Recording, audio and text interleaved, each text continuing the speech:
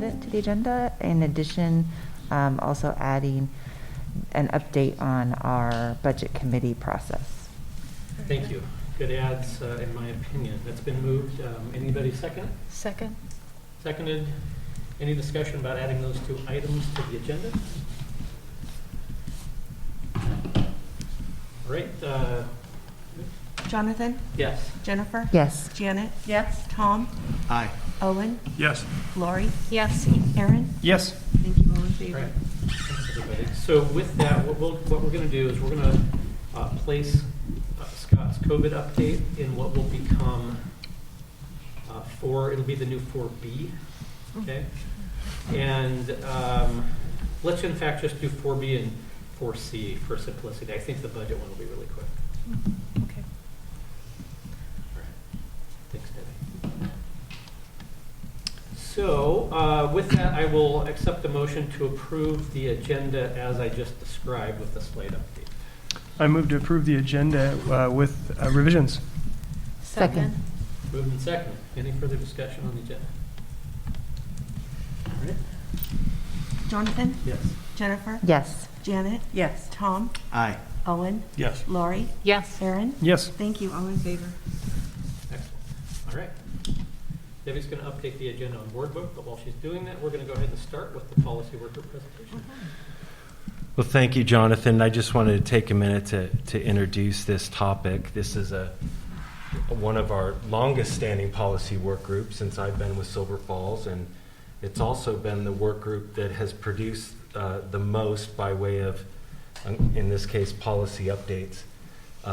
Don Tacker has been with us since the beginning. And as you know, Dixon Bledsoe was also a founding member of the original work group, and I had the distinct privilege to honor both of them at the annual Silverton First Citizens Award banquet, and they got to say a few words to the crowd. It was a full house, so that was really, really nice.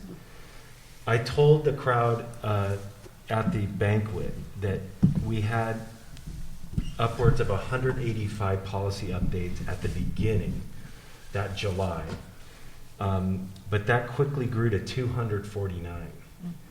And so, because we kept getting them every quarter, right? And so now I'm happy to report, and I believe, correct me if I'm wrong, Don, but we have 39 left.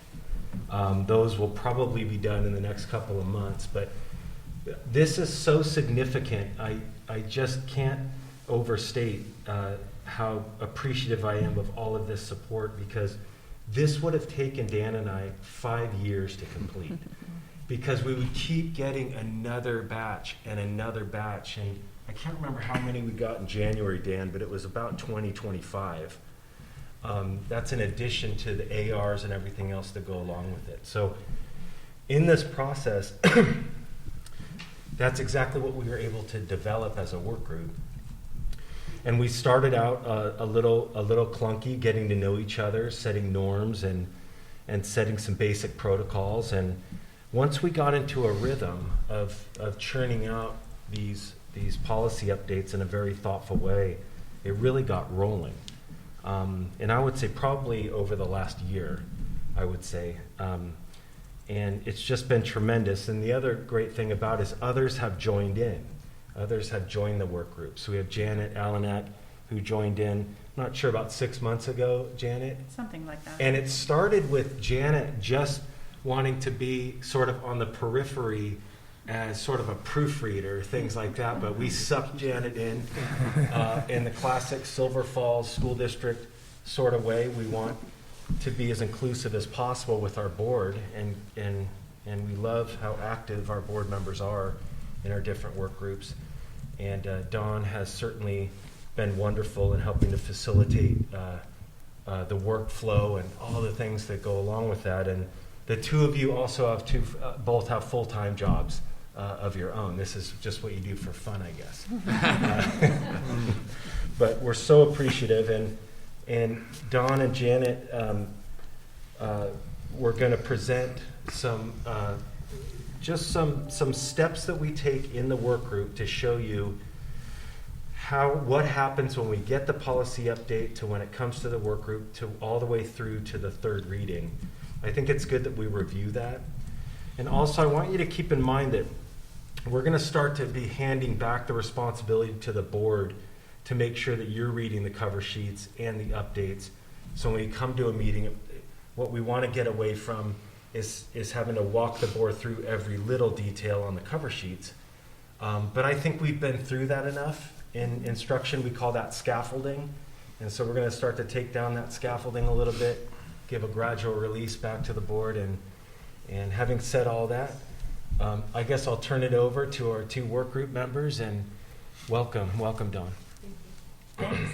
So I'll just start with the little bit of a slideshow. It's very short, just to lay out how our process works step by step, sort of from the very beginning all the way through, which will look familiar to you because you guys are a part of that process. But we thought it would be helpful to sort of just review how the steps are laid out, when things go back, just so you have a sort of a comprehensive sense of the whole thing. And I will apologize, that the good technique for slideshows is very few words per slide. And Dan even said that's a lot of words. So I apologize, but there's just a lot to lay out. So, and I would welcome Debbie as part of the process, and Scott and Dan and also Dawn to jump in if there's something that needs to be added, or if you guys have any questions for them. This is definitely a team effort here. So let's see, next slide. Who has the clicker? Is there a clicker somewhere? Oh, there we go. Oh, you got it? I don't have it. Somebody's doing it for me, though. It must be Daniel. Yeah. Okay, so phase one is really largely in Debbie's court. These are the administrative actions. So OSBA will send Debbie regular updates. We work with OSBA to do that. And those are usually predominantly when there are statutory changes, when there are changes in legal language, when the legislator has passed something, and quite often that has an effect on several different policies. And sometimes if those policies integrate with other policies and there are feedback effects, and so that's when that sort of triggers an update. Sometimes they'll clean up language while they're doing it, so you'll get other corrections as a part of that, because it can be that the policy hasn't been updated for several years, and they'll say, well, this language is outdated, or it's no longer necessary because other things have changed. So sometimes we'll get very significant changes. Debbie will open a new cover sheet. You guys are you're familiar with those cover sheets, and she will fill that out with all of the background information that OSBA provides. And that then forms sort of the starting point now for our analysis of that policy. She will post that policy to a document we call active assignments, and include the existing Silver Falls School District policy as well as the new OSBA recommended version along with that cover letter. And then that sort of stacks that document, and then it's ready for us as team members to be able to access. Next slide.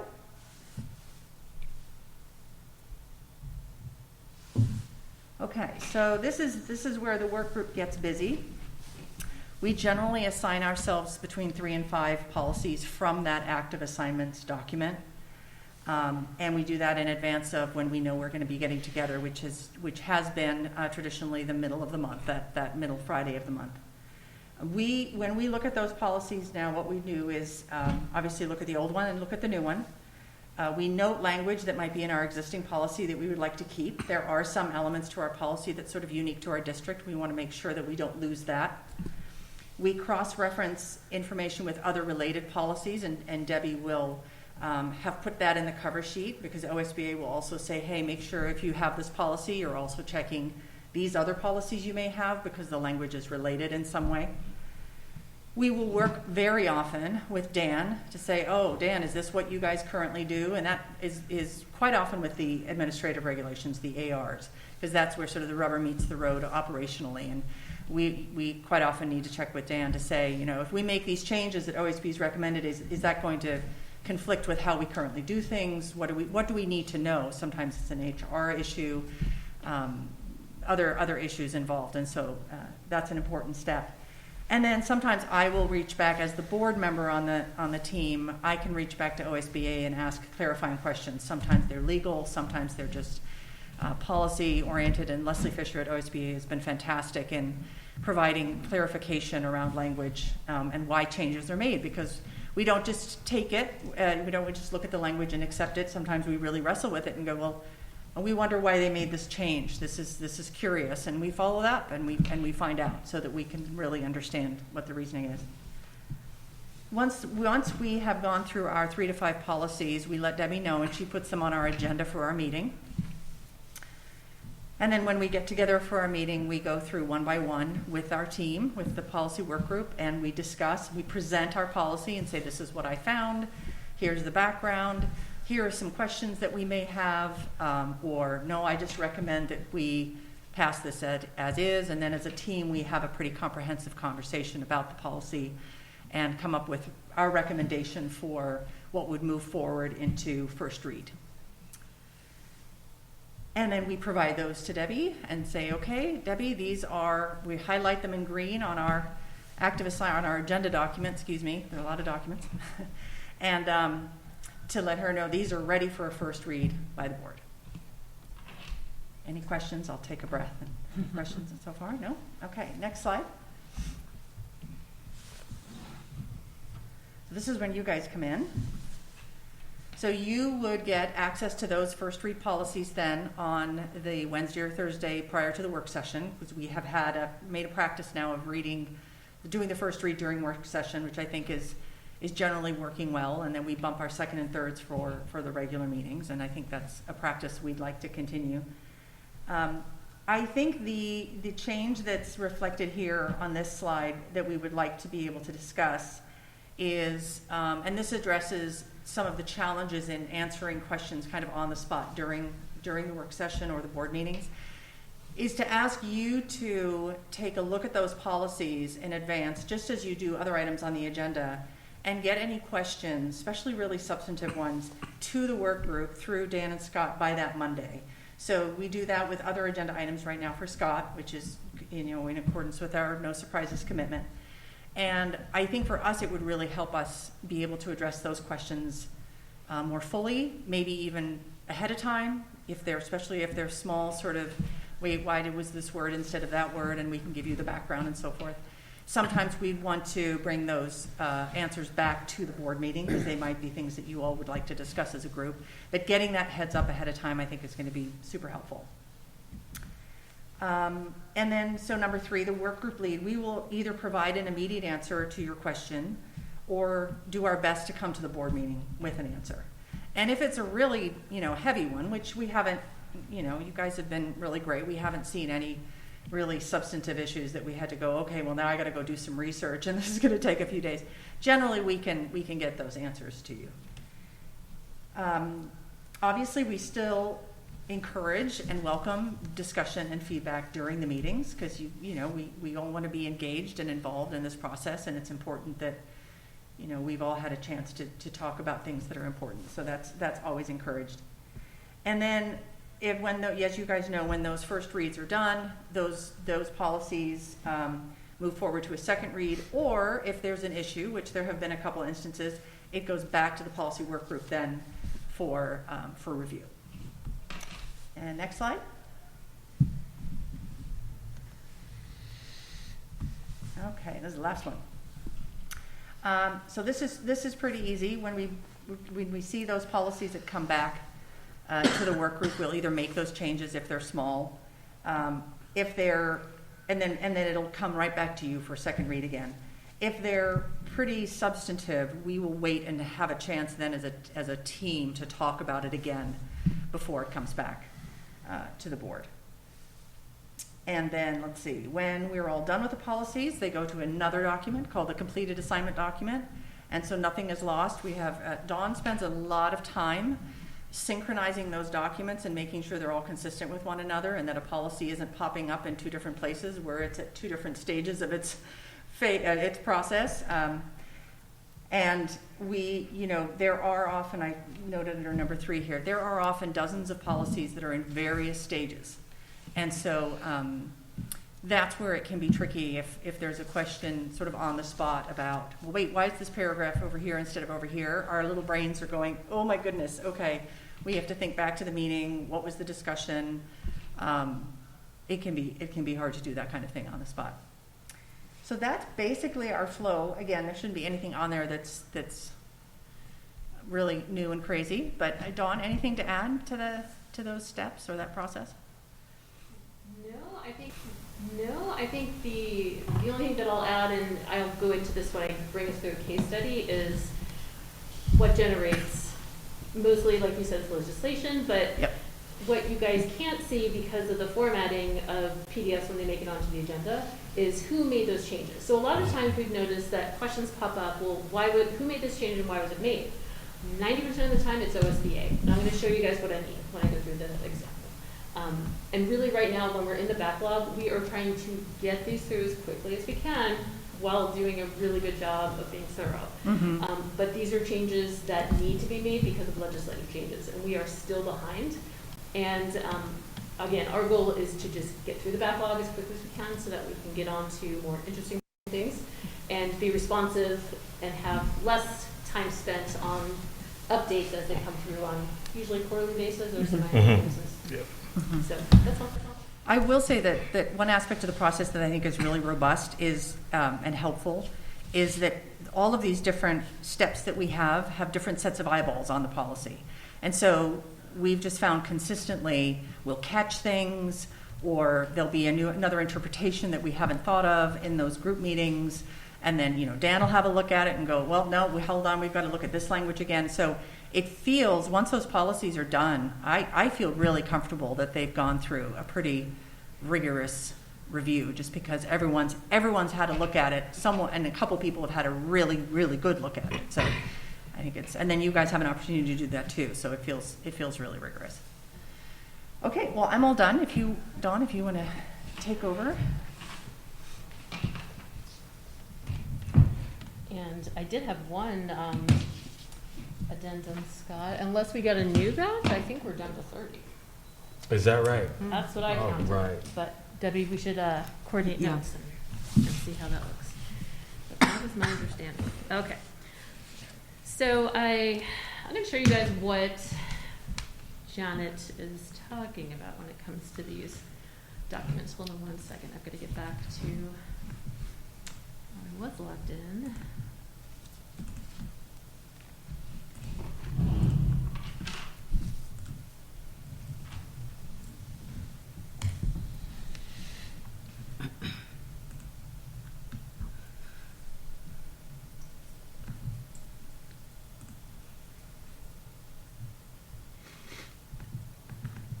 All right, Danielle, I'm logged in again. If you can promote me to presenter.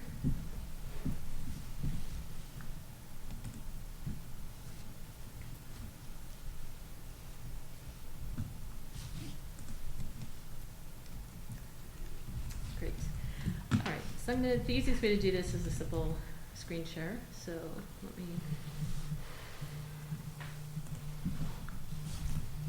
Over here. Okay, great.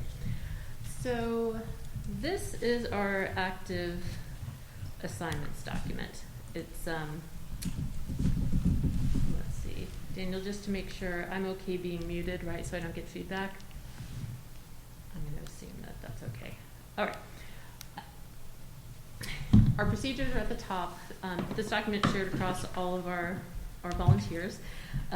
The other person who has been working with us and just joined a couple months ago is Melissa Secker-Briggs, and we are thrilled to have her legal expertise and her husband's on occasion. So we got a 2-for-1 with the Briggs, which is great. But Melissa is the person that will really dive into the complex legal questions that we have before or even after they go to OSBA. So I just wanted to give a shout out to her because she's been amazing, and she may or may not have been willing to do the group, but we co-opted her much like we co-opted Janet.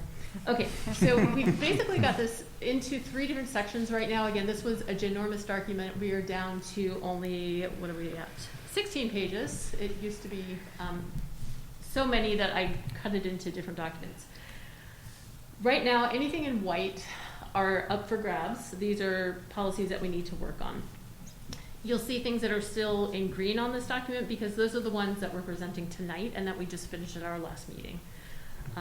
So I have them into, highest priority and then medium priority. There's only 2 left of those.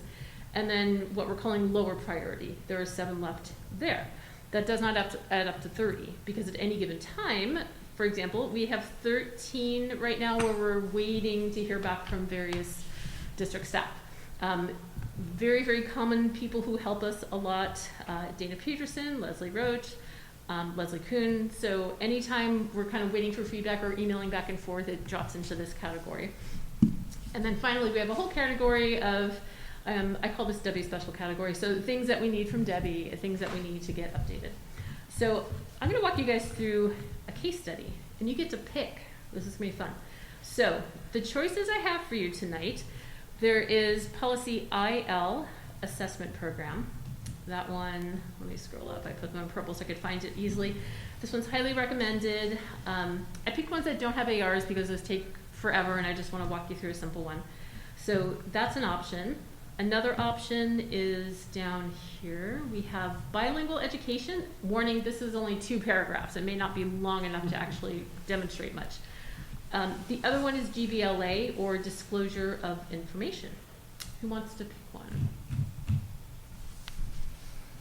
These are all ones that haven't been. Yep. Okay. I haven't even looked at them beyond one, so we're going to be walking through it together. So I'll show you exactly what I do. Anybody have a recommendation? I mean, the last one you said, I would have, I guess, I forget exactly what Fine by you me. called it.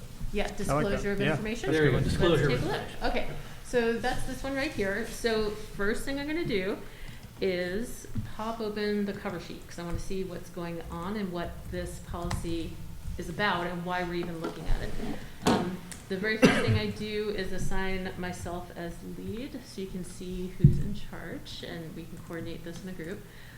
So we know that this is a highly recommended change. Could you blow that up just a bit? Yes. It would really help. How's that? There we go. Better? I can even go one more. Perfect. There we go. For me, but okay. So we have our current policy was adopted 2018. This release is almost 2 years ago. So this is from our big backlog, the over 200 group.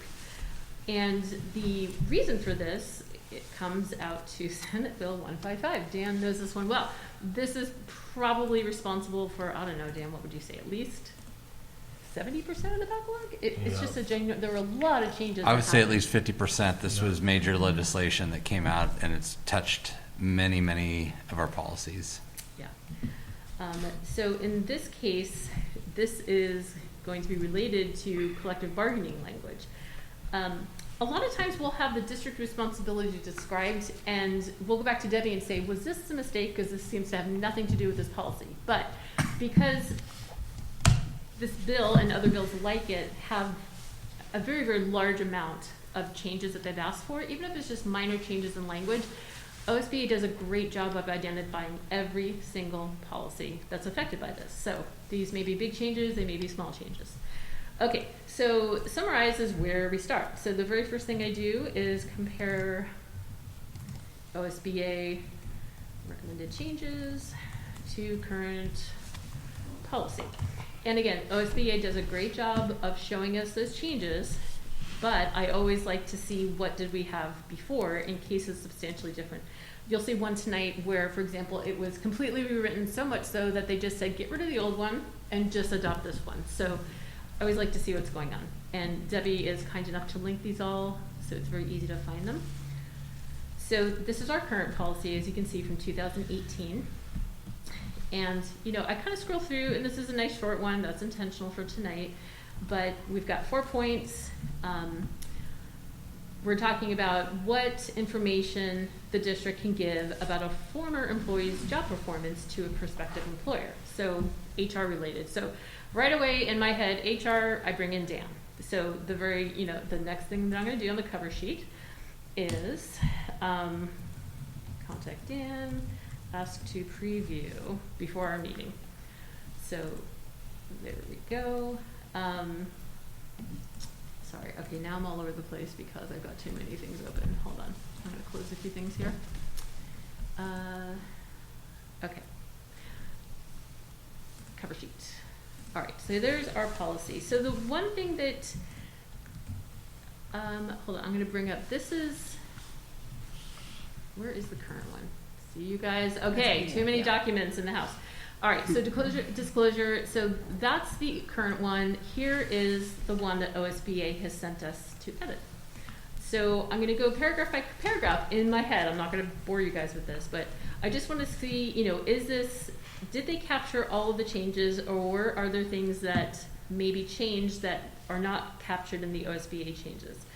So point 1, it's got 4 different points, starts with disclosure of information. So I just want to compare, right? Disclosure of information, 4 points. It looks generally okay. Second paragraph, disclosure of disciplinary records. Oh, all right. So in this one, they made major changes, so much so that they struck the whole thing, added new language for us. Anything in yellow highlight is provided by OSBA. And again, these are things that don't necessarily come through in the PDFs that you guys see. So I hope that walking through this will give you guys a little bit more insight on what we're dealing with. Okay, so that was a major change, and they really tightened up the language quite a bit. Looks like the same thing happened with number 3, right? So we've got this original phrase, sentence is completely struck down, and yeah, sure enough. So number 3, they just deleted that whole thing. And then number 4, we've got some deadlines here, not later than 20 days after. And sure enough, that part has remained the same. That's something that I always look for. Anytime I see a reference to dates, months, I want to make sure that if we've changed it, we're also going to need probably to look at the AR and any other policies related to this. So that's just another flag for me. So whenever I see a date, my radar goes on. Okay, so I'm pretty confident that I understand where the changes have been made. So I'm going to go ahead and close out the OSBA version, the original version of it, and just look at this one. So as Janet knows, I've kind of drilled everybody on this. The first thing we do is change to suggesting mode so that we can track changes. So right now, as you'll see, I'm going to start deleting things, and you'll see over here that I deleted the title of this because it's a sample policy. So all of our changes as volunteers are tracked in that right margin. And again, these do not come through when Debbie makes the PDFs. But just know that underlying all of the things that you guys see, we have every single comma, bracket documented. Everything is here. What you can also see is who made these other changes. So as Janet mentioned, Leslie Fisher is a big player. It's usually Leslie or Spencer Lewis. Rarely other people. Can you think of anyone else who's been involved, like whose name they might see? No, not recently. Yeah, okay. I think they do that on purpose. So we don't touch anything that says Leslie or anybody from OSBA. We do not touch. We leave it as is. So I'm just scrolling down to see everything else that she did. I'm going to scroll back over. And then I'm going to start going through some very, very basic things. So again, we know that Dan needs to look at this. So I'm going to send this to him later. Look for an email later, Dan. And we'll review this together at Workgroup, but I want him to have a chance to preview it in case he needs to go and consult with some of his team. The next thing I'm going to do is, look for things like language. So you guys may or may not know this about me, but I'm a linguist by training. I work with dyslexic students now, and one of my big pet peeves is readability. So we're going to have Oxford commas. We're going to have really clear language, and we want this to be more accessible to everybody, regardless of reading ability and education level. So, for example, one of the things that I usually do is find and replace shall and will. One of them, as you can see, is highlighted green. That's in a struck out area, so I'm not going to worry about that one. It's a little hard to do this on my screen when I'm trying to make this big. So the only one really is down here in point number 4. So no later than 20 days after receiving a request order, the district, if it has or has had an employment relationship with the applicant, will disclose the information requested. We could change that to may. I don't think it needs a must. I'm going to recommend will, but we're all going to review this at our work group meeting. Okay, any questions so far? Okay, so I'm just going to do a simple replace there. The other thing that I look for, and I know I'm not gonna find it in here, but I'm always looking for the word parent. We change parent to parent/guardian. That's just a thing that we do universally with all of our policies. Otherwise, this is a really tight policy. There's not a lot up here for discussion. What I will do next, and not in front of you, but I would go through this in more detail. I wanna make sure that I understand it. If I don't, I'm going to write down questions for our work group. And again, I'm going to screen for readability. Any place that I think needs to be broken down into bullets, added commas, I will do that. And again, all of our changes are tracked. But those all make it onto that cover sheet. I'm documenting everything that I do. Both, again, it'll show up in the margins, but I want to make it easy for my colleagues in our group and have it on that cover sheet. And also make it easy for you guys so that when you get it, it's very clear what I've done and why. Okay, so any questions so far? Dawn, there's no bracketed language in there. Do you want to address that real quick Correct. when that comes up? Yes. Okay, so sometimes we will see, for example, it'll always be, will it always be? Debbie, correct me if I'm wrong. It will always be highlighted if there's bracketed language to choose. Yes. I believe it No. will. Not always, most of the time, I would say. Yeah. In fact, we'll see some tonight in our review that does have bracketed language. I believe some of it is and some of it isn't. So when we have bracketed language, for example, I'm just going to, add a bracket here.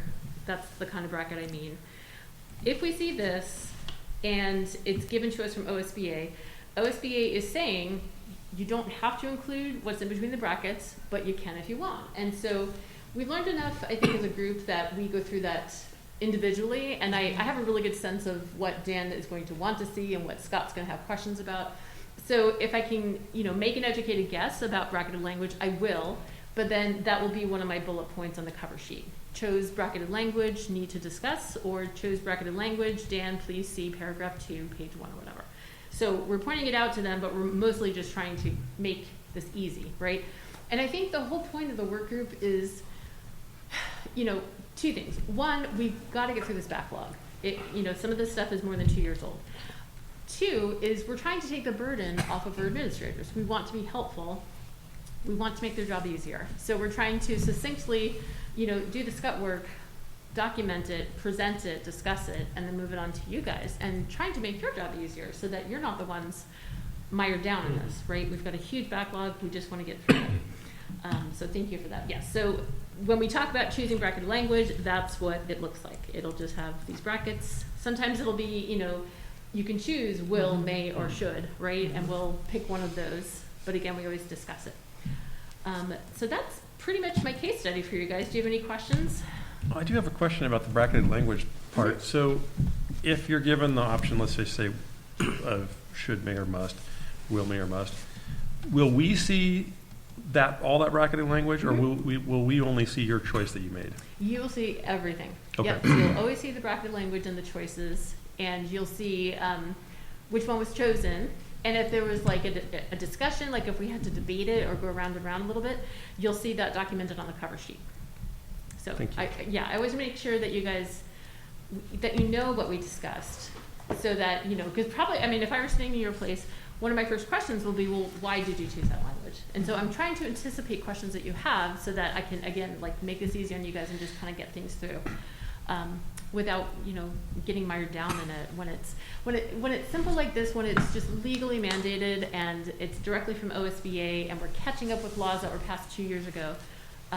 There are other policies that we spend time on, right? Mm-hmm. Like we looked at 3 last time, and I'm sorry I wasn't here long enough for the rest of them, but we looked at 3 board policies. And in fact, I have a summary sheet that'll show you guys tonight when we get to that portion of the agenda where I want to pull out, these are ones I think you guys need to spend some time on discussing together at this meeting.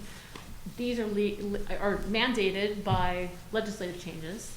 You're probably okay to just, take a quick look, let us know if you have questions, but essentially, pass it along, do a pass through. Good question, Evan, thanks. That actually, since I was going to bring it up in a bit, but I'll bring it up now because you brought it up. That's actually one of the most valuable things of this whole process in my mind is that quick, this is a 5-page policy and it's almost verbatim what OSBA says we have to do based on this legal change. You guys can read through it in as much detail as you want, but just trust us. This one really is just what it has to be, right? versus, hey, this one had some interesting things and you might want to talk about these things. For me, even a 10, 15 second intro like that for each one time, I found to be truly, truly valuable. So I just wanted to thank you, but I'm going to circle back because I wasn't sure that was still part of the process per the update. But I think that was really a critical, if not certainly very important part. Well, I'm going to show you an alternative. This is sort of like as we've all gotten more comfortable with the process and having our new board members on board. I'm gonna show you what I worked on that I think will do the same thing, but with less time and less burden on your volunteers who, we've been at this a long time. So, and we do our work outside of the work group meeting because we want to be effective and efficient when we get to that work group meeting. And since everyone does have a chance to look at it beforehand, we don't want to repeat work that we've already done, if that makes sense. But let me show you, because I think, are we, if we're done with this part, I don't have the agenda in front of me. Are we ready to just jump into tonight's policies and I can kind of show you what I'm talking about? I won't speak for everybody else, but I could. I just didn't want to miss any agenda items. So am I in the right spot for the agenda? Yeah. Okay. All right. So I'm going to continue to just share. Let me just close some things down. Okay, hold on one second.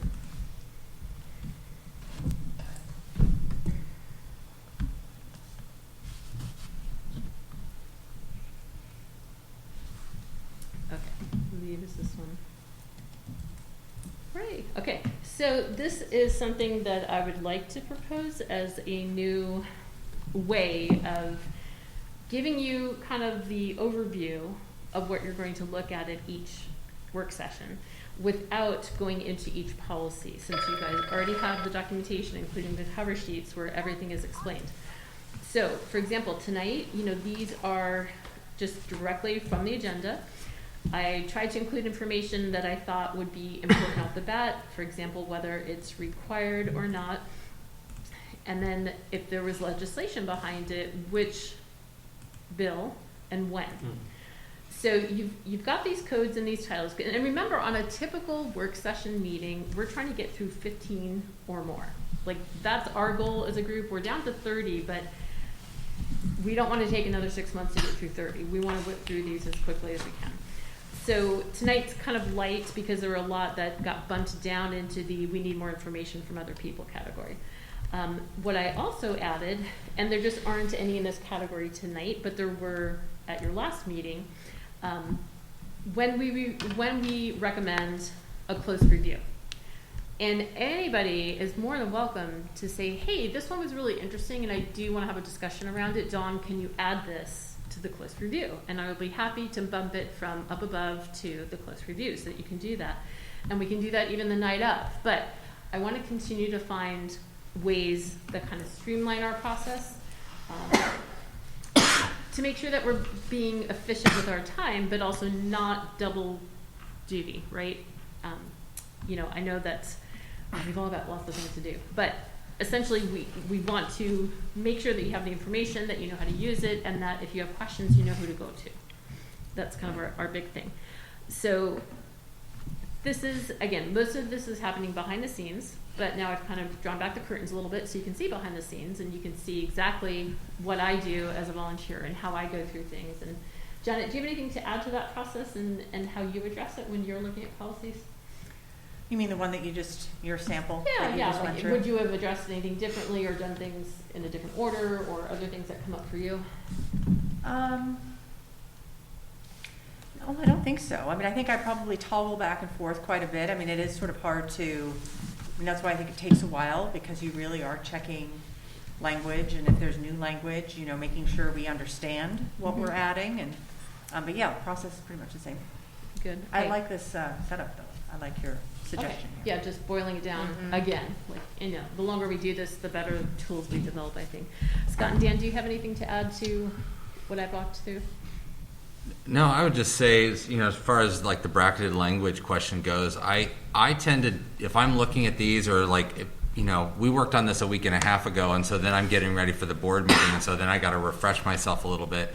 I tend to go straight to the markup version because that jogs my memory about what changes we made. So for the bracketed language piece, IICC on volunteers had a lot of bracketed language on there, and if you go to the markup version, you'll see which got selected, because that had a few things related to, volunteers, and there was, one that you could choose: discouraged, strongly discouraged, or prohibited on. You had 3 choices all within this bracket section.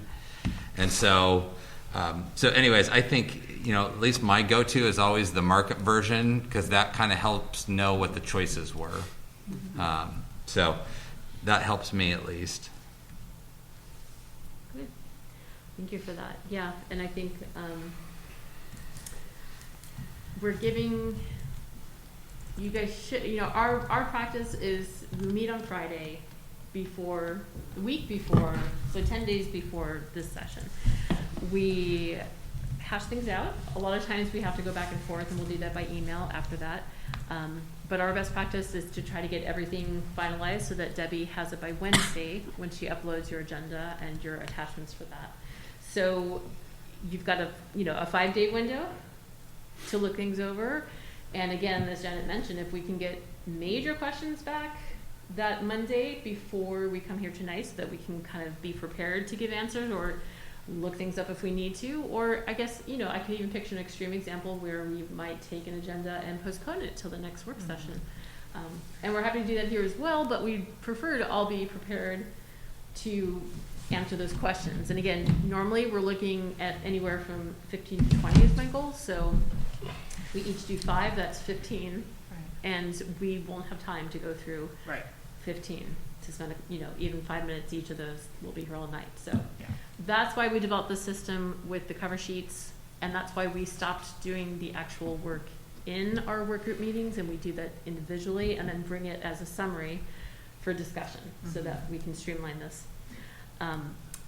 So I guess do we have any questions? And what I will say, Jonathan, is that to kind of circle back to your question, I think what we want to do is not spend the time going over the cover sheet, because you guys have had that and you've had a chance to look at it and it's all right there. But what I think we can continue to do, and I think makes sense, is, for me to, if this summary sheet is helpful, to bring the summary sheet, we can even share it in advance. And then just kind of, point out anything that we think needs pointing out. If there's anything under the close review section, or if you guys would like to move anything there, then that's a good time for us to be available for questions. But mostly, it's usually me or Melissa, right? Because Jenna's already on the board, so it's the 2 of us, so we'll have to trade off months anyway. But to be available for questions, but not necessarily, being a field guide to go through every single policy, because I don't think you guys need that. I think you've got all the information you need.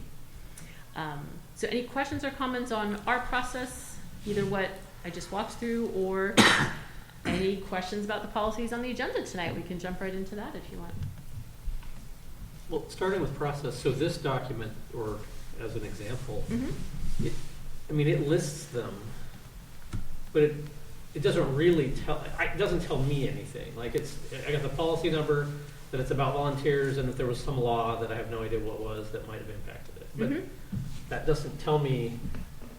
What might be useful to me is we took OSP's sample and made very few changes, or something like that. Now, if that's what's implied by it's not under the close review, then maybe that's what you're saying. The top stuff is stuff that we really don't have much to say about. The bottom stuff is worth a discussion, essentially. It's almost like an extra column, like a comments column, like kind of qualifying. Well, that's kind of what when I said 5 to 15 seconds, I wasn't thinking 5 minutes per. I was thinking, 5 to 10 seconds, right? This one doesn't need much. This one, this one. Anyway, I'm fine if we want to do that part offline. That doesn't bother me. But I think that's valuable. The cover sheets, I can go through those, but it's more like reading through them.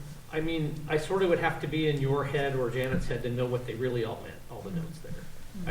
That's my interpretation, because I've read them, and I kind of go, I still haven't got any idea what this was really. What I'm looking for the Cliff Note version, which is,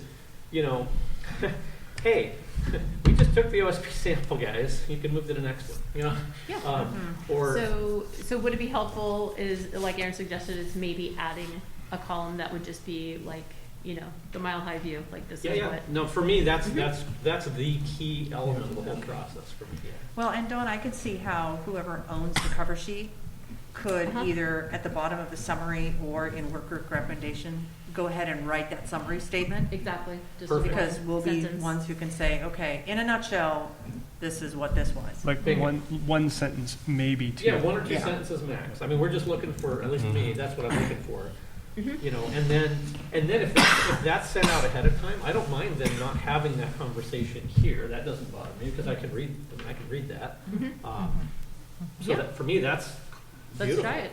I- Yeah, no, one we're of all the about things I- making this useful for you guys, so that's why I'm here. I want to hear what's Right. useful, No, what you'd like and we to really see appreciate changed. all this work. I hope Yeah, you know absolutely. that. We didn't have any Cliff Notes versions before, so. Right. Right. Exactly.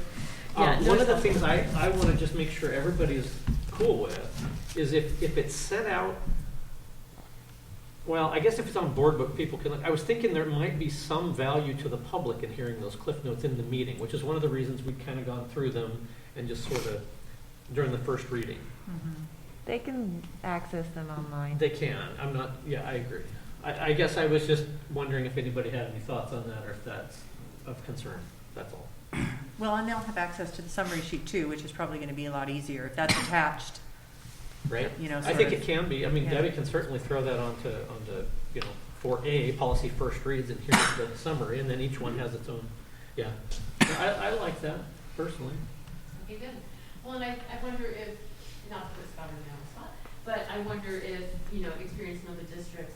My impression is that we're doing this so transparently and so thoroughly and with so much opportunity for college comment that it's very unusual. And Yeah. I'm very proud of that. I want us to maintain that. I think it's really important. But I do, to put this in perspective too, is that kind of the impression that you have? This is so far and away more than what every district I know of goes through. The amount of clarity, organization, collaboration, just throughout the work group process. Then it comes to the work session with a presentation. Then through 2 more readings after that at regular board meetings where public can make comment on it. So that is an extraordinary amount of checks and balances.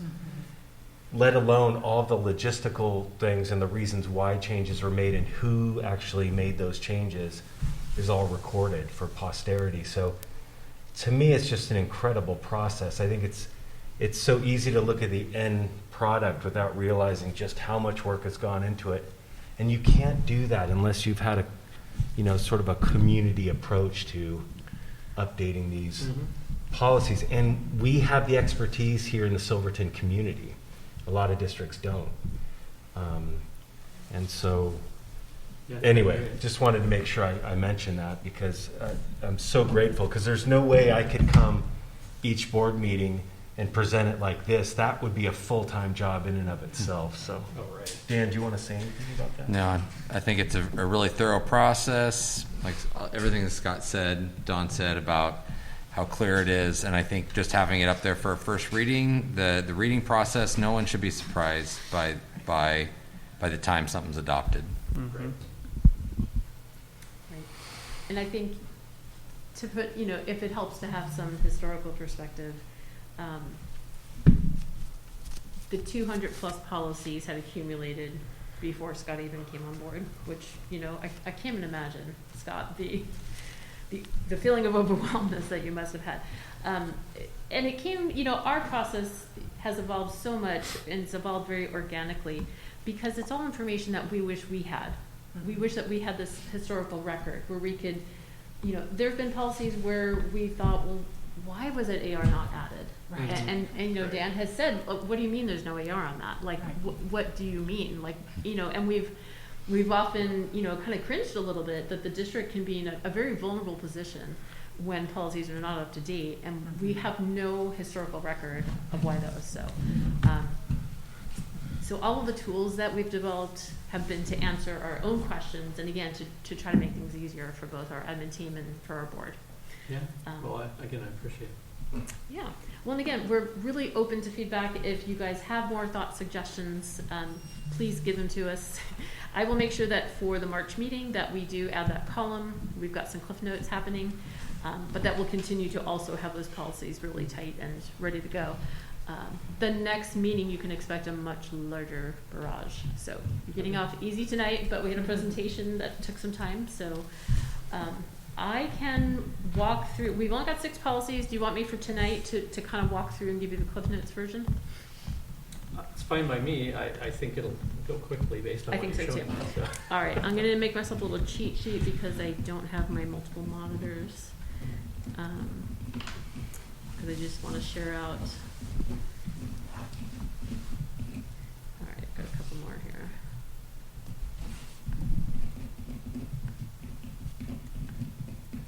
All right, here we go. So I'm just going to, for the sake of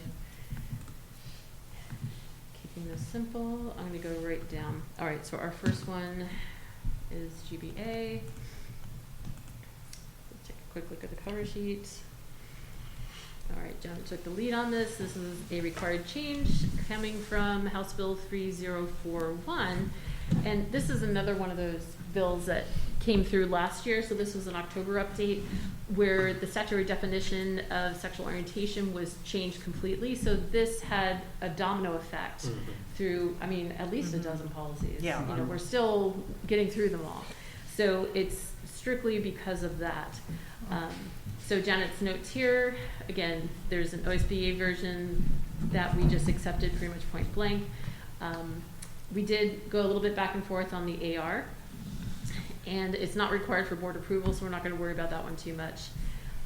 So this one was pretty straightforward, and again, due to that legislative update in October, or it was an OSBA update coming in October because of that earlier legislation. Okay, any questions about that? All right, I'm going to whip through these. GCA, license requirements. So Janet took the lead on this one as well. And this was Senate Bill 155. This is one of the big ones that, when it came through, had a huge ripple effect. So it has to do with reporting suspected sexual conduct and suspected child abuse. And again, this is coming from license requirements. So you can see like this very, very, very critical and important change in legislation, but it affects almost everything to do with personnel, right? Hiring, reviewing, firing, giving recommendations on. So that's why this one came up. And so significant additions. Yeah, so this was a recommended delete on the old one because the new one was pretty much rewritten completely. Dan gave his input on bracketed language, and we did our normal minor language edits. All right, any thoughts, comments on that one? All right. So the next one, GCAB. Of course, I went the wrong way. Here we go. Personal electronic devices and social media. We actually had a nice little point of discussion on this one. Melissa brought some perspective that I had not thought of. Again, this came through that same Senate Bill 155. And one of the points that she brought up was that staff should be discouraged. Again, this was the bracketed language that Dan referred to earlier. We had discouraged, prohibited, strongly discouraged. There were some interesting choices there. And I immediately thought, oh, well, of course they shouldn't be texting kids. Like, no, we do not text children on our personal cell phones as we're staff. But Melissa pointed out some really good examples of when that has to happen, when it does happen. Of course, we did keep discouraged and strongly discouraged in one case, but rather than prohibited.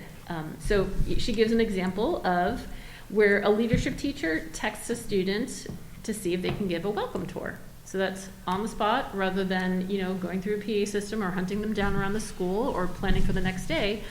They do need to be able to contact each other. So again, we had a nice little concise discussion, and we were all like, oh yeah, makes total sense, but let's leave it as discouraged.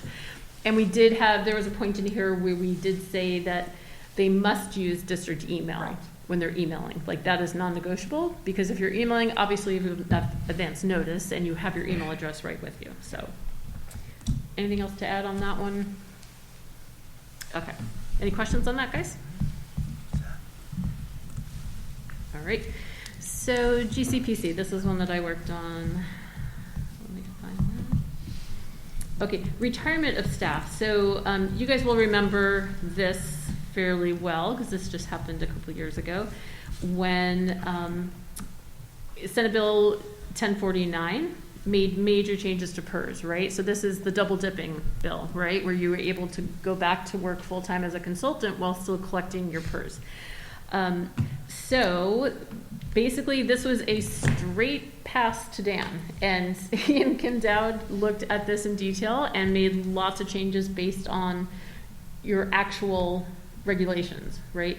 So again, this is a good example of where OSBA handed us something that we then had to adapt to make it.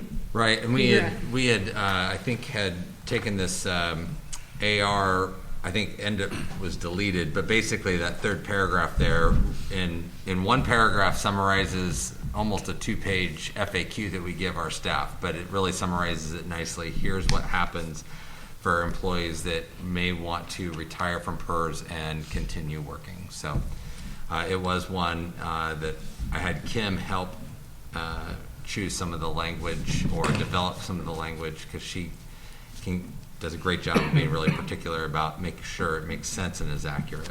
Mm-hmm. So it wasn't one where we felt like we could just stamp the OSBA changes. We really did want to tailor that for the district. All right, next one I've got IICC volunteers. And let me pull this up. I know that Dan had some help on, Janet asked Dan for some help on this one. So again, Senate Bill 155, same one. And you can imagine how that impacts our volunteer recruitment, background checks, the whole 9 yards. So again, this one, we basically were told and agreed that we need to delete the previous version and adopt a brand new version to be aligned with that legislation.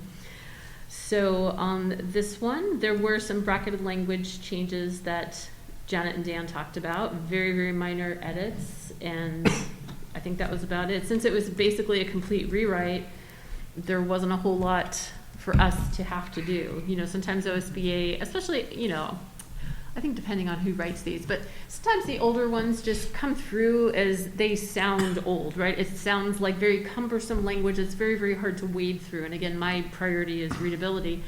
But for the most part, things that have been rewritten by OSBA hit the mark for me on readability. They're much better when they do those rewrites. Do you have anything that you want to add to this one, Janet? I was just looking at the footnotes to clarify that sometimes you'll see huge deletes on footnotes, Mm-hmm. and quite often, or almost all the time, those are guidance footnotes that OSBA provides to us.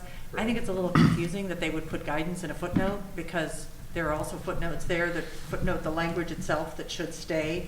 But every now and then, if you see something really big deleted, it's because it's sort of their instructions to us as we evaluate the policy. Yeah, and you know why they have those footnotes? They don't have cover sheets. Aha, see? So that's what they're using, right? Right. Okay, so we just have one more to take a look at. This Quick, is so yeah. I did have one minor thing. In the future, I will email this. Mm-hmm, sure. My assumption was at a first reading. That's when we bring it up. There is the first sentence. You wanted readability, and I have a readability question. Great. So, it would be the 1, 2, 3, 4th paragraph. Uh-huh. I'm just going to pull it up here so we can look at it together. Okay, Okay. 4th paragraph, first sentence. The one that starts with any electronic Yes. communications? Correct. Okay, great. When I read it, one of the words struck me as strange. So any electronic communications with students by volunteer for the district will be appropriate and only when directed by district administration. The word will seemed really strange to me. I don't know if it's just me. It seemed like it should say must, or should have said must. And I'm just curious if anybody else was struck by that word. It's a nit, but it just struck me as strange. No, I think that's a good point. Is That's, appropriate maybe instead of will be. Would that read better? with students by volunteer for the district is appropriate and only when directed by district administration. Does that read Well, better? if you use the word is, it implies that you're attributing something to the communication rather than a requirement for the communication. Again, Okay. it's kind of a net, but. I agree. To me, must is the better word there. Dan, what do you think in terms of actual carrying out of such? Yeah, I don't think it substantially changes it. I think it just makes it stronger. So I have no problem with that going to must. This being in highlights makes me, I always tend to wonder where, sometimes OSBA just lifts this straight out of the legislation. So when we're Yes. doing this in a work group, I actually pull up the legislation and look at it. Now, again, I don't think that changes things as far as, just because the legislation said will doesn't mean we can't raise the bar and say it must. So I think that's fine. Okay. But it gives you an idea of what we look at there, because that will come up, and then we oftentimes go straight to the legislation, and there it sits. Right. All right, so I'm going to go ahead, I agree with you, Jonathan. I'm going to go ahead and make that change. And then Debbie, this should be the only version, but it's from our agenda. All right, any other thoughts on that one? It was a good suggestion, thanks. All right, let's close that. One more JFCF.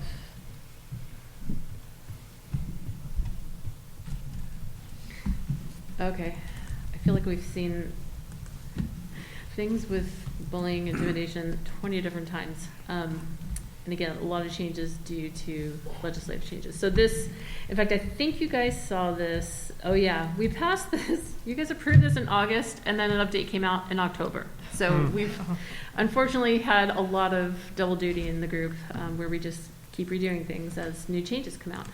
So again, this was instigated by House Bill 2631 and also influenced by House Bill 3041.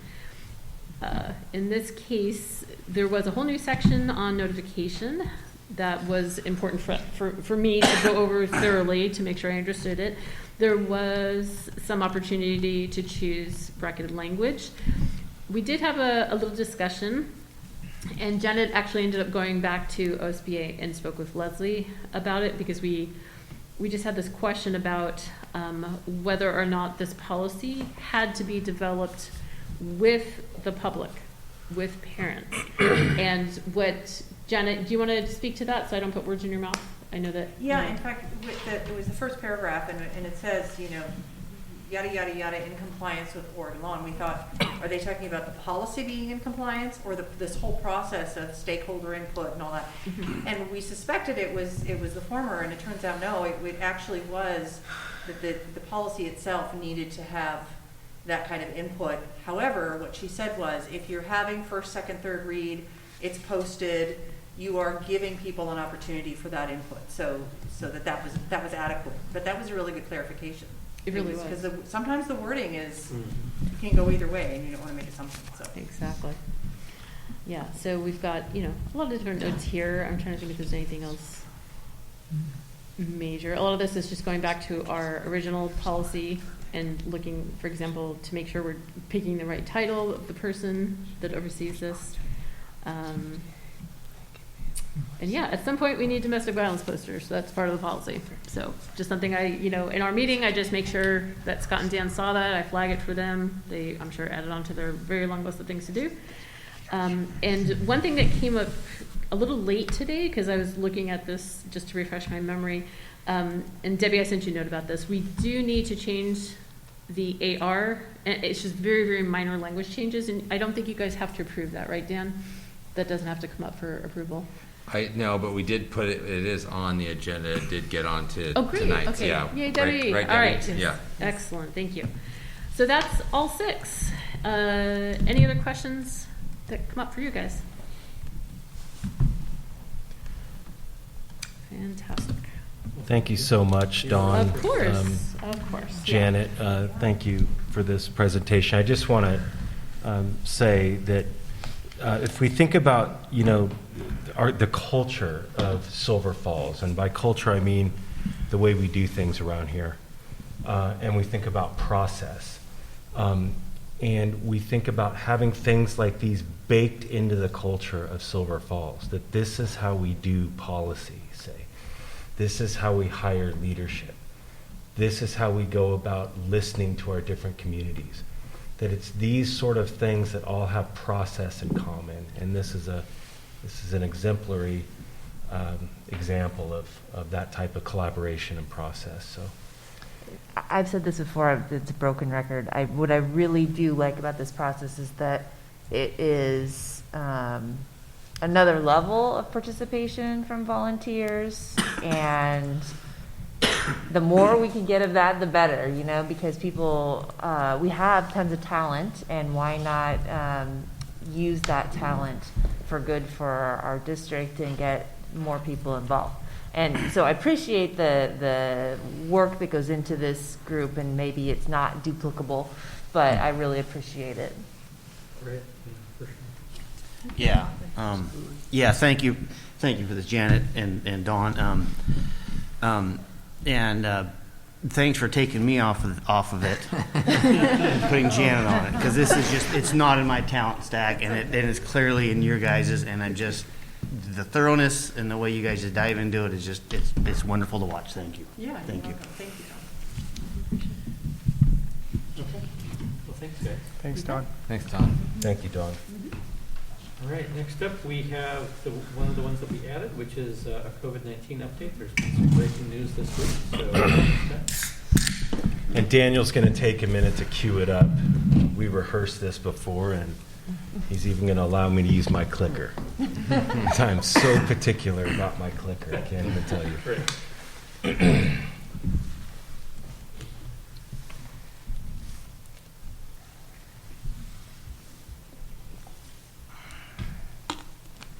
Thank you, Daniel. All right, so I'm going to give you some updates this evening around what we learned from the Oregon Department of Education. This morning, I found out about this meeting late last night and received the embargo data before the announcement from the West Coast governors in terms of where we're headed into this next phase of the pandemic. Everything that I'm going to share with you tonight is nothing that wasn't already in the communication we sent out to the community. It may give a few additional details, but this will also give you a chance to ask questions at the end, and I'll try to answer those as best I can. So going to the first slide, you see up here that we are Marion County and Clackamas County, that we are in the yellow. Orange is high risk, we are medium risk, green is low risk. Of course, everyone in the green area, nobody even lives there, so or very few people. So we are on a downward trend. We went through a lot of different data slides, and the cases are plummeting to basically around pre-Delta numbers, and we truly are entering a new phase. And so because of that, here are the facts that I have to share. Number one, we know there's been a significant drop in hospitalizations there, and the data is showing a trend that will continue to happen almost at an exponential rate. That we have a higher population of immunity, more so than at any other time during this pandemic. The indoor mask mandate and K-12 indoor mask mandate, there too. Remember, those were a big concern of mine, that we really wanted them to be simultaneous, and we made sure to make our voice heard at COSA, who passed it along to the governor as well. And so thankfully that's happening. But they've moved it up again from the 31st to the 19th, and now we're at the 12th. And so that of course involves local control of the indoor of masking in general, as far as we're concerned here in public schools, as well as on school buses. And the CDC changed the bus guidelines effective February 21st, but that we abide by our OARs, the Oregon Administrative Rules, and those continue through March 11th. So it all kind of comes together to this March 11th date. It's through March 11th, so really it's March 12th that we're starting that. And then I just put down there the board resolution that you voted on at the last board meeting. That's to authorize superintendent to develop and execute a plan that complies with state rules, making math optional for students. Still forthcoming, we're hoping by Wednesday we will receive additional guidance from ODE around sort of, what we need to add in our plan. And those updates will include the quarantining, isolation, and diagnostic testing. But Colt Gill, our executive director of ODE, made it very clear that this new information coming from ODE about the RSSL document will focus mainly on simplifying and reducing the workload for districts. So I don't expect to find anything in there that's earth-shattering. We've already heard from our local public health agency that contact tracing isn't viable anymore. And they've been very open about that. So I expect that we'll probably see that in this guidance also. And this will be an enormous burden lifted off of our principals. And so I think we can expect to see that as well. Once we get the updates on Wednesday, which we're hoping to, Wednesday the 2nd, I don't think it's going to take very long to update our plan. And I will have that to you as soon as possible, well before the March 14th board meeting, so we have a chance to interact and all of that. Of course, I'll take guidance from the board if you'd like to see something different. But our plan basically is that we have the board resolution, which set forth us working on a plan that's now been moved up, and that plan will be in line with the CDC guidance for our counties. And the mask optional policy will be for all district facilities and vehicles starting March 12th, and that will apply to students, staff, and visitors. D is a really important one, and I want to make sure that everyone here is clear that there will be some exceptions to the mask optional policy, and that's for our students who are medically fragile and our other students who have really complex needs.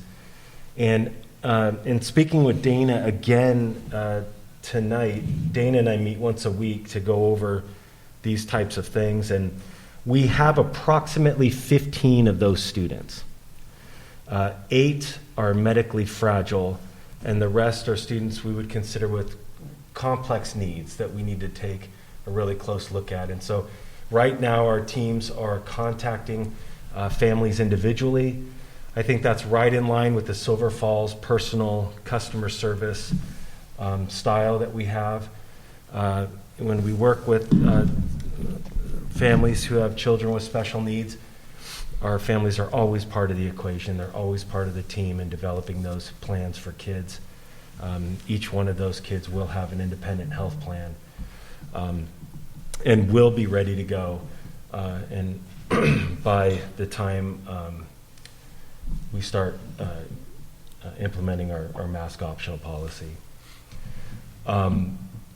That there will be some RSSL updates that we do need to make, and again, I'll be sharing those with you as soon as we do that. And we will release updated documents as we have them well before the 12th. So, I've always erred on the side of giving you more information than you probably want, but our next time that we meet will be March 14th, and that will be day 1. So we'll give you a presentation then, much more in depth on how we're doing with that policy, and also what we're doing to make sure that our kids who really need it are safe. So having said that, I spoke to about, I think, 5 of you today, which was awesome. And I just wanted to say thank you for that, because it's just so indicative of how we have collaborated through this prolonged crisis. I cannot thank you enough for that, because it just helps us think through these different dilemmas together. And that just is actually a really special thing when you look at the climate, in a lot of our neighboring school districts these days. So I just wanted to say how much I appreciate that, and I'm happy to take your questions. I just have a quick comment. I just wanted to thank you for specifically addressing the needs of our vulnerable students. I know you know that we have a lot of community members who are concerned, who continue to be concerned, and will be in the weeks and months ahead. And so I wanted to thank you for continuing to take feedback from those folks and really hearing them and hearing their situations. And I think it's helpful for people to know that we have very specific plans that we develop one-on-one for those students who are in need, and that, of course, we will continue to hear and really acknowledge and understand concerns that people continue to have as we move forward. And again, encourage people who feel they prefer to continue to wear masks and support our Yes. students who choose to do that. So, thank you. Well, I appreciate that, Janet. And, I do want to say that, throughout the past 2 years when we've made decisions as a district, we've tried to take into account as many different viewpoints as possible, but it comes to a point where we just have to choose a path forward. And so the path that we've chose to move forward with, which is a mask optional policy, is not easy for everyone. And it's obviously will cause some consternation, frustration, and maybe even some apprehension in some of our community members or families. And I don't know any other way to say it, but just to say we hear you on that. And I think one of the beautiful things about this community is when they feel strongly about something, they will let us know their feedback. And we will always be open to that. But at this point, this is what we have to work with, and this is what the direction will be. Thank you for bringing that up, Janet. Is there without getting into any details about any of these kiddos, but is there a distinction between medically fragile and that other group? I've always used two groups, and I wasn't sure. Well, with we have some kiddos with some very distinct medical needs. Sure. And others just fall into that other category where maybe it's not a specific disease or something, but that there happens to be another issue about why masks would be important. And each child is different. And when we're talking about the complex needs of our kids, it's something that being a parent of two very complex disabled children, I think it would be impossible for me to describe right now what those needs would be. But I can tell you that we're addressing each one in context, and we have the experts on staff to do that. Sure. Okay.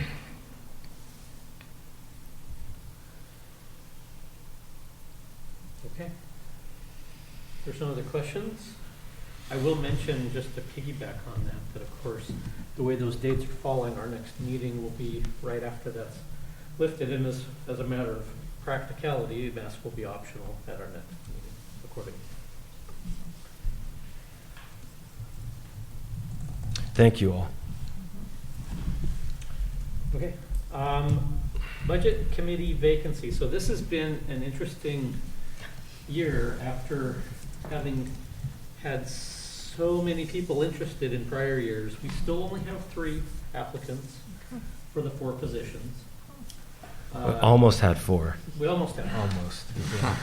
So we're still working on that. I think what we're going to have to do is really, all of us, I'm looking at all of you guys, rattle the bushes a little bit again, and see if we can get some, we at least need 4. So, and if there's exactly 4, I suspect our job will be fairly easy during the selection process.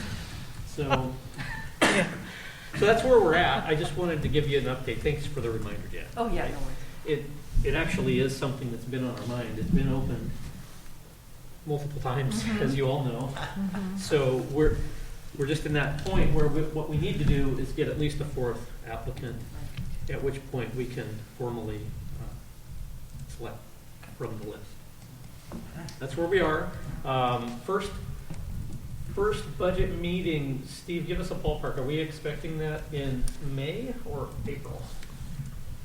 Usually it's around the third week of April. I'm thinking that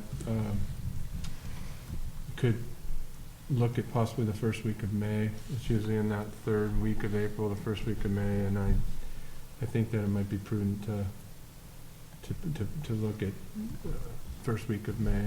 But that was on my task list this week, is to take a look at what we have plugged in, and then make a recommendation as to the dates, but to also make sure we have enough time to have a third meeting if need be, that type of thing. I would make sure we've got plenty of time for that.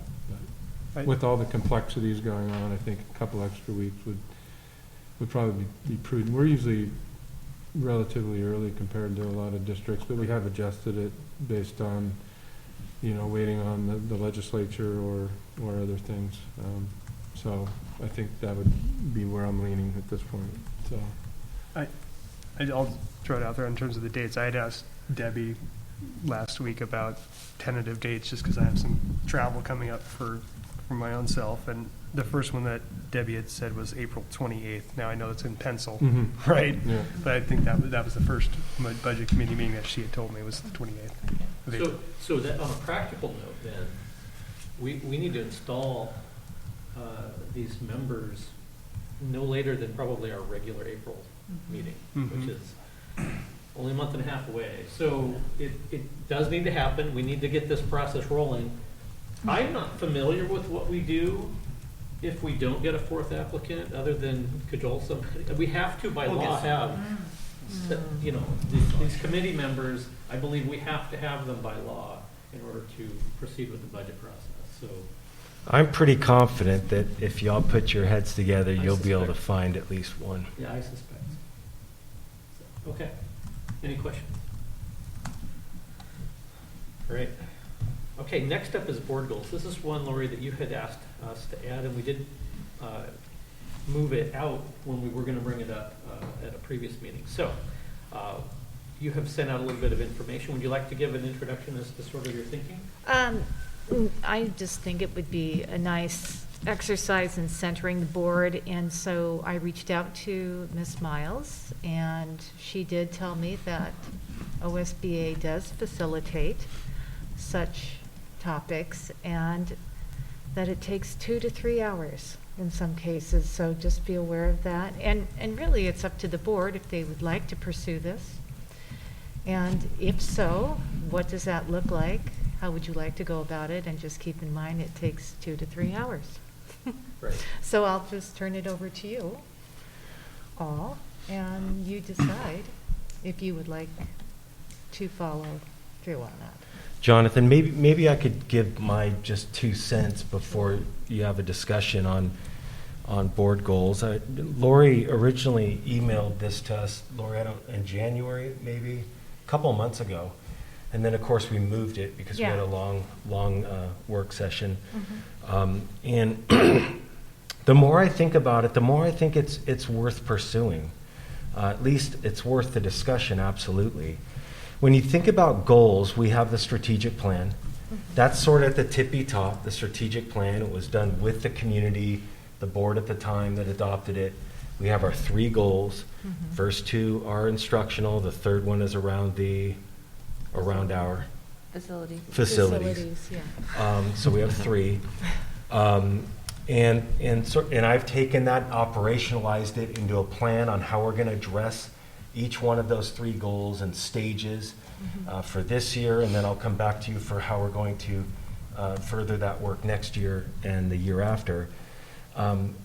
Those are more the operational side of what that looks like, but I think it might behoove the board to think about how does the board act in the best interest of Silver Falls, given this strategic plan, and sort of what can the board do to make sure that it is fully supporting the achievement of those 3 goals. And we know because you've heard from me a million times, and you're going to hear it a million times again until we get this done, that we must come to terms with our facilities as a school district. It is the number one challenge that is facing our school district, and it will affect thousands of unborn children.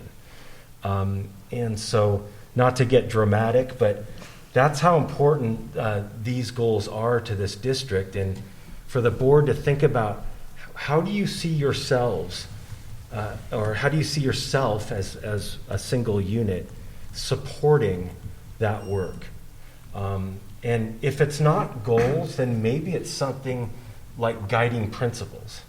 Like, as a board, we have these guiding principles that we believe in that are aligned with the work that we've outlined here as a district that, of course, you approve each year also. So I just wanted to add to that, because that part gets me excited about how we can work together and really get clear on what it is that our work is, but also what it is that our work is given our different roles. Because you are in a far different role than I am and our staff on the operations side. You are in a role as sort of an overwatch and policy body. But I really think we can align those. Because right now we have the strategic plan, then my focus, which is the operationalized version of the strategic plan, all the way down to each school's plan, which is how we evaluate our principals, and our principals then communicate that down to those that they lead. So it really kind of is the missing piece of the overarching vision for our district. So thank you for letting me share that. Yeah, I think it might be a good practice for us to as Scott said, to look into doing goals, each year, because we have our task as a role and function as a board. We have our Magna Carta, so to speak, in our strategic plan. But how we carry that out can change from year to year. It may even change during the year. I look at it as, again, this is a little bit of an analogy. Look, maybe some of you in your employment also go through this too, but I'm going through or finalizing my goals and objectives for my job for the year. They're different this year than they were last year, but the theme of my job and what I do stays the same. But the focus is different because things changed this year compared to last year. And I think might be good for us to do that as a board. And maybe I would like to propose looking at the summertime at maybe focusing on our goals for the next upcoming year.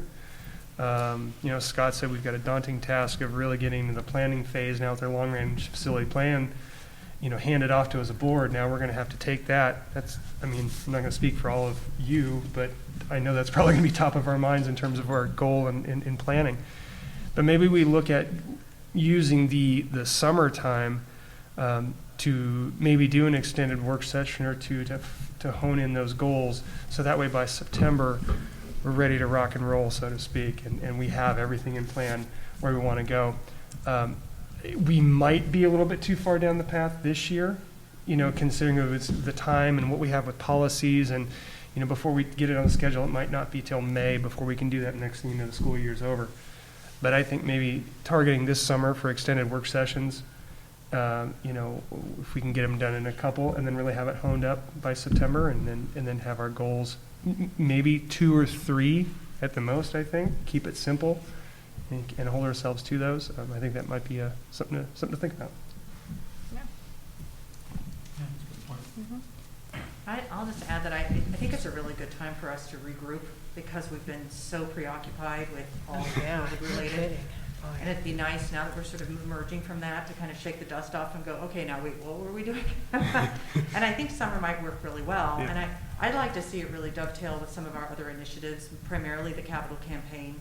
And then we also have some other sort of more visionary things that the board is participating in, like the music work group, the code of conduct, things like that. So I think those are helpful because they help us kind of see, we can really sort of be in a kind of visionary role, a sort of an aspirational role in some of those capacities, and dovetailing with those that are already underway, I think is probably really important. We don't want to set up too many new things that are outside of that because those really are I think we've already decided, we've already established as a board, that those are our priorities. And so how we operate, facilitate, and support the achievement of the things that we've already decided are important to happen. So, yeah, I agree. I think it'd be a great opportunity to regroup, refocus, recalibrate, and figure out how can we be most effective in those things. Yeah, that makes sense. Anybody else have thoughts they want to add? I think I'll just add a thought. I agree that the concept that has been discussed, I think that could be very helpful for us. I think that whoever leads us, if we use the OSBA or a different facilitator, I think we need to make sure that we have good communication with that facilitator in advance so that we're on the same page, and the process that they're leading us in is what we're wanting to be led Yes. through. So Absolutely. that'd be my only comment, is that we make sure we really get the facilitator and us on the same wavelength in advance. Excellent point. Same, I was thinking similar thing, and I would, if we get to that point, suggest that we bite off a tiny thing, like maybe one goal instead of multiple, just because we've got a lot going on, and then just ramping up, right? Like learning, making sure that we do one thing really well instead of 3 things kind of okay. And I did want to mention that Steve Kelly, in his last time he was with us, I did mention something about supporting the strategic plan and how could we do that as a board. And he kind of pushed back at my suggestion. He said, no, that's not what you do. You do it this way.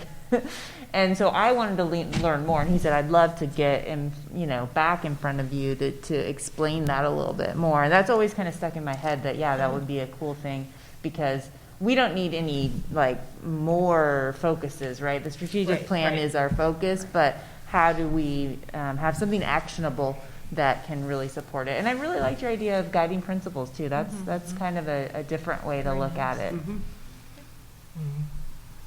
Yeah, it's interesting. I think it has been now, I think, Janet, maybe your comments resonated as much as any with me, that this idea that it's felt for the last couple of years like we've just been in constant firefighting mode, in one form or another. And so our goals weren't quite as aspirational, they were far more tactical, right? So that's really, I think, where my head's been at. But that resonated with me, kind of how you framed that, and I agree. I think shaking the dust off and kind of, regrounding, that makes sense. As far as OSBA work goes, there are several people that probably could help facilitate it, and they absolutely do want to work with you ahead of time to make sure that you're kind of all on the same page. So that would happen no matter what, I would say, for sure. So I heard, generally speaking, some consensus around maybe this summer for the next sort of school year as a time frame. Anybody disagree with that? If not, I think we can kind of sort of pencil that in as an idea, and I guess table it for tonight, if that's Sounds okay. good. Yeah. Okay. Sounds good. All right, that moves us to the high school track replacement contract. Thanks, Jonathan. Daniel, could you promote Lauren and James to panelists for me, please? So I have a exciting request this evening, and I know this is not, typically we don't have action items at work sessions. It happens from time to time, but the reason for this tonight is that all of the details and paperwork have come together, and in order to get our contractor booked for July, which is our best window of time for non-interruption for our students this summer to get the project done, we need to be able to get this approved so that they can change the pencil dates to pen on the calendar and have a firm commitment to do this great project. So Lauren is joined for some potential project questions we may have, and I think James Rise is on as well, if he could be promoted to panelist. But just some background, this first attachment I have, and it's under the action item as well, is the memo that I typed up that hopefully provides an executive summary for you to have looked at in terms of the scope of the project and the amount. So the high school track on the Schlater Street campus at McGinnis Field, from what we know, has not been replaced. The last time it was replaced was in 1998. And I believe this is the second season now that our high school track team cannot host any official meets. They do practice on it, but it's not ideal. This is something we've been talking about for at least the last 3 to 5 years, and it just due to budget constraints and other projects and some overruns of, our seismic projects and some other things, it just hasn't happened. And so we're excited that we have gone through the research of different materials and vendors and landed on Field Turf USA / Bain & Sports. And I actually have a sample of the product that has been selected. It is one that will last 10 to 15 years, and this will be a full replacement, and James and Lauren can explain this better than I, so I'll let them talk about that. But essentially, this project is fully funded through generous contributions from private citizens in our community, some of which has been received and some of which has been committed when the work takes place.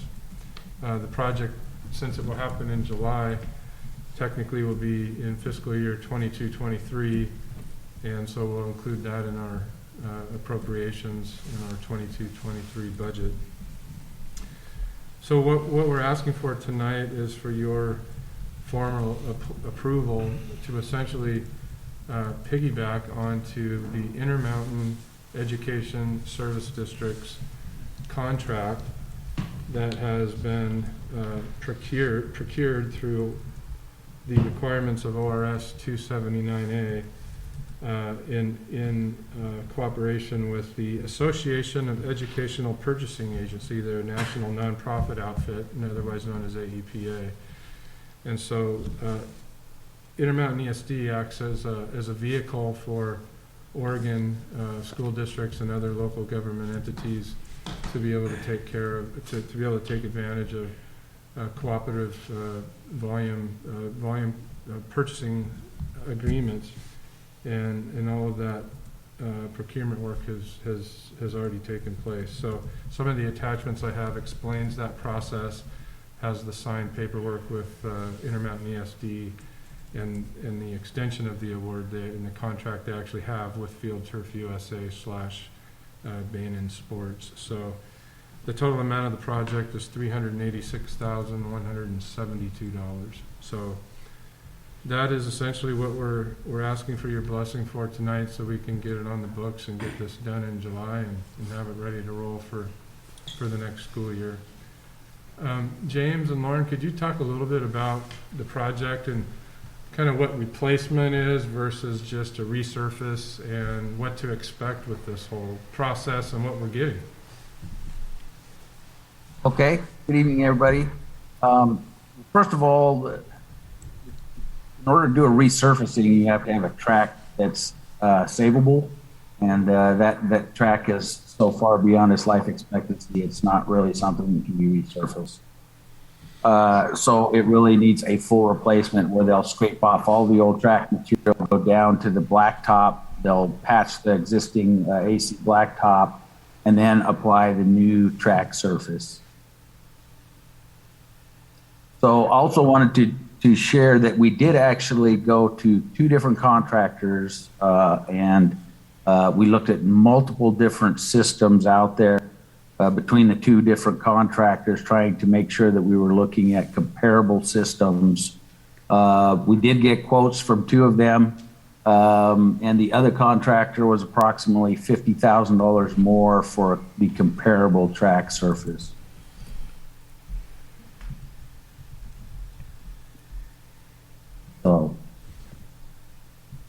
So when in 10 to 15 years, is this something that would be able to be resurfaced, or would it need to be fully replaced again? In 10 to 15 years, it would be resurfaced, so it would not cost near as much. James, from an athletic perspective, what are your thoughts? Well, first of all, I think it's important to share that between Steve, myself, Lauren, Eric Cross, our track coach, we've really been talking about this for as long as I've been in the seat as athletic director, which is four years now. We've known that this is a project that needs to take place. We've actually shared with some of our other programs and teams and athletic groups that have come forward to try to start some other projects that the athletic department really won't be financially supporting or backing other projects until this gets done. So this has been a priority from our standpoint, and I can't thank Steve enough and Lauren enough, and of course Scott as well, to keep this at the forefront to get this done for our kids. Our track program as a whole serves more student athletes than any other group. And so for us to not host a home track meet, this will actually be our third year. Now, the first year, the reason why it probably didn't get much press time was because that was the COVID spring. So we didn't actually have track in spring of 2020. So this will be the third spring that we would not compete on our track. So for us to kind of move back towards this, I've already talked to Coach Cross about the fact that we would plan to host the meets, if not next year, in the very near future. We would be back to trying to host the JV districts as well. With the upgraded lighting that Lauren got done last year, the field turf that got done a number of years back, with a new track surface, our performance facility itself, now there's some work to be done in some of the other aspects, actual surface and facility for our athletes to compete will be top notch.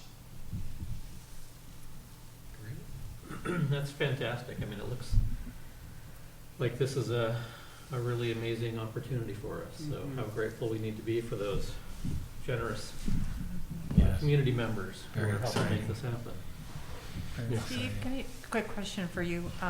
Can you help us understand why we would use Intermountain ESD? Like I'm trying to understand, they're not a broker per se. You mentioned something about volume procurements. Can you explain a little bit more why they're involved? Yeah, one of the attachments is just a one-page summary of how their program works, and we have used them for other procurements, but some of the vendors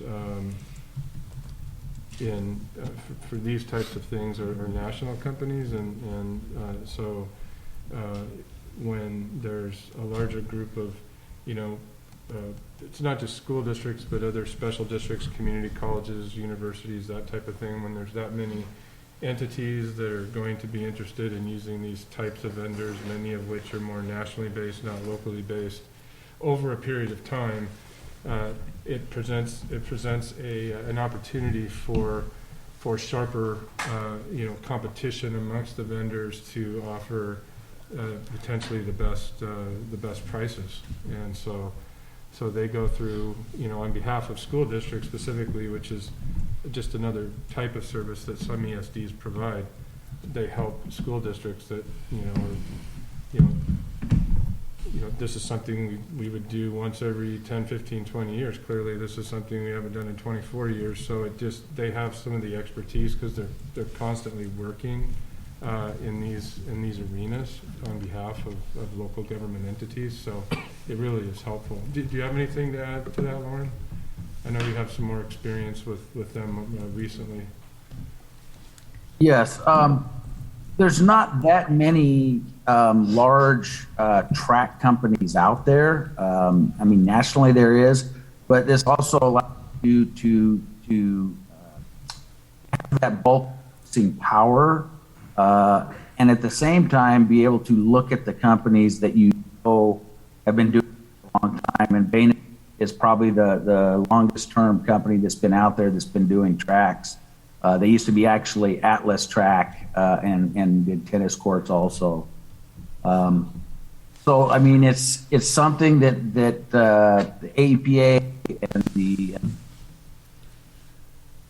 is out to get us the best pricing we possibly can for projects like this.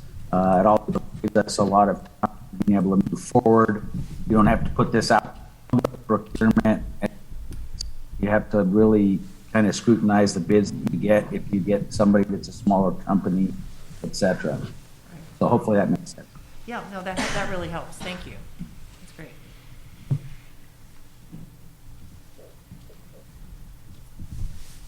Any other questions?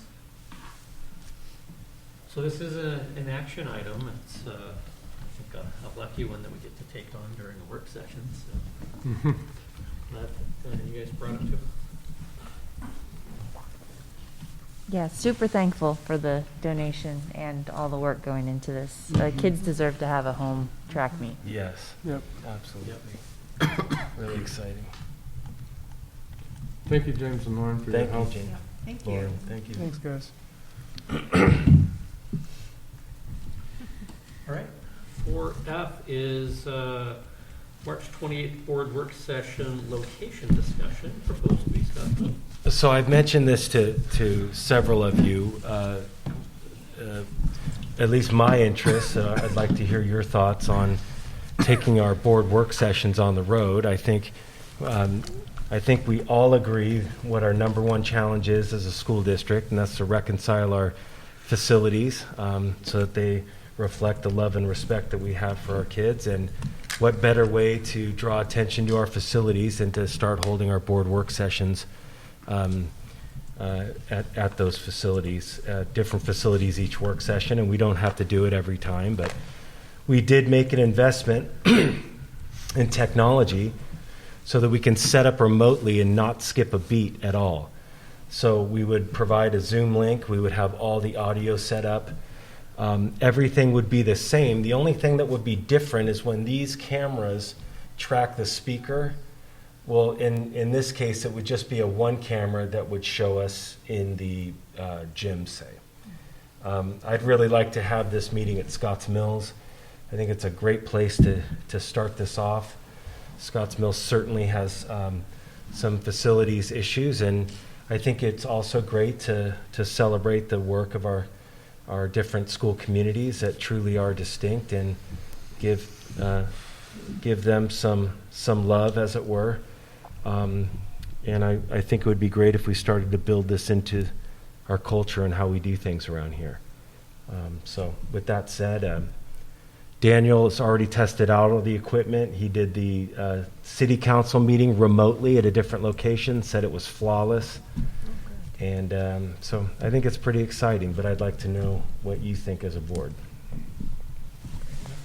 I don't think you're going to hear too many people oppose this idea. One question that I had was public comment. And when we did this the last time, we opened public comment up at a board work session, even though we usually don't.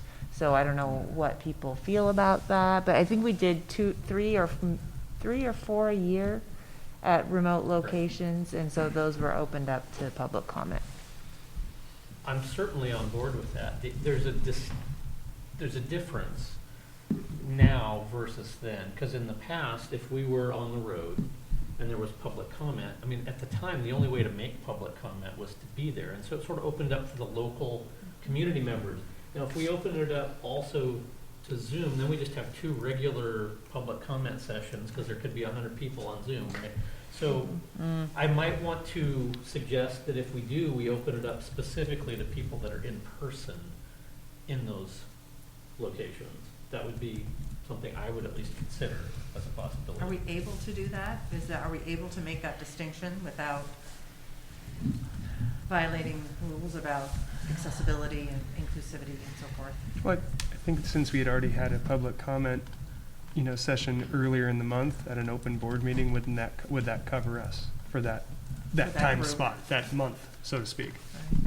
I think it's a question that you might have to investigate a little bit Yeah, further, and Jonathan. I'm willing to do that. Am I hearing that if we are able to, people would concur that we don't just want to have two general, broad public comment? I could see it, because we often can spend quite a bit of time with public comment, and it is work session. Right.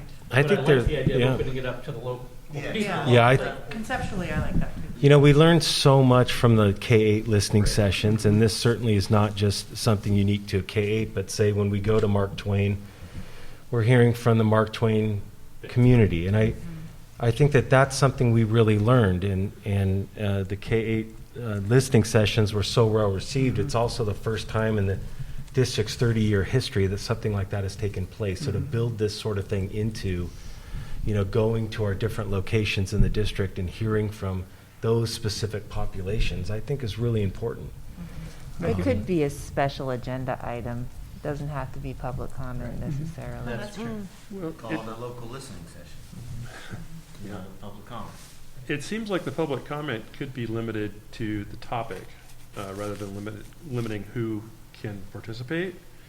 But it could be like we do on our second public comment, so we could identify that it had to, we were looking for public comment with respect to the Scotts Mills Community School.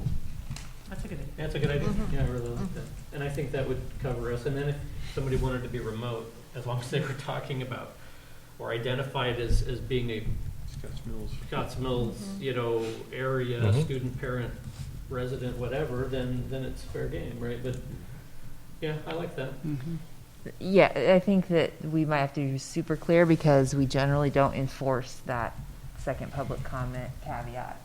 In fact, we have never enforced it in my time on the board, and people talk about whatever they want, so. Which is fine, I mean, it's. Yeah, no, I get your point. Okay, I will look into some of the logistical questions around that, but I think everybody's on board. It's a great idea, yeah. Thank you. Yeah. Wonderful idea. Okay. Next up, let's see, financial reports. Yes, Jonathan, this is policy DIC, and through the pandemic and leadership change, we've still maintained the first two paragraphs very well, but the last part is just a process that is technically supposed to happen twice each year, and we're wanting to get that going again and get our every 6 month rotation going on this like we did before. We've had a break from this. So these are 10 questions that either the chair or vice chair will ask Superintendent Drew and myself here in open session, and then there will be a signed document. Debbie and I will get that, and we'll all document that it happened. It's actually something that we give to our auditors and to show that we're following the policy. So, would you like me to? sure. Okay. We're Just ready. making sure I wasn't cutting you off too quick. Okay. right. So this is, I do remember doing this in the past, and you're right, we have, I think, been a little sidetracked with some other crazy. It made it to the agenda a couple times and then got pushed off due to, I think, how full a few agendas were. Okay, so, question number 1, are the books balanced and reconciled? Yes. Excellent. Does the adopted budget reflect expected expenditures? Well, the expenditures, yes, they will probably be excluding what we spend for ESSER, which is things we need due to the pandemic, and some of that was budgeted, of course, but overall expenditures would probably be less than appropriated for our regular operations due to some adjustments we made in response to our enrollment decline. But yes, Great. Are all payroll reports filed and have all payroll liabilities been paid timely? yes, Have all federal and state grant reimbursement requests, as well as required financial reporting forms, been filed, timely filed? yes, Are there any cases of fraud that we need to be aware of? no, Are there any changes in the internal control system? no, Are there any changes in the accounting system or accounting procedures? no, Are there any other financial related matters we should be aware of? just what we've been talking about since the onset of the pandemic. The financial impact, specifically related to 10% enrollment loss. Scott and I have talked a lot about that, and we hit that bottom 1 year ago, last February with the 10%, knowing that it's has an impact on our revenue, and just trying to provide the monthly updates on what we know from ODE, what the statewide impact is, and what the net losses in revenue due to the impact of losing versus the increase in the per student amount that we've tried to adjust. But we also know this year we will have higher expenditures than revenue, and as previously stated, we'll be using ending fund balance and relying on ESSER, and we need to cinch our belt even more as we go into next year, and we'll be talking a lot about that in May and June. So, Are all cash and investment accounts reconciled to the records? yes, Are all financial statements and information provided to the board accurate and complete to the best of your knowledge? yes, And that's the question. thank you.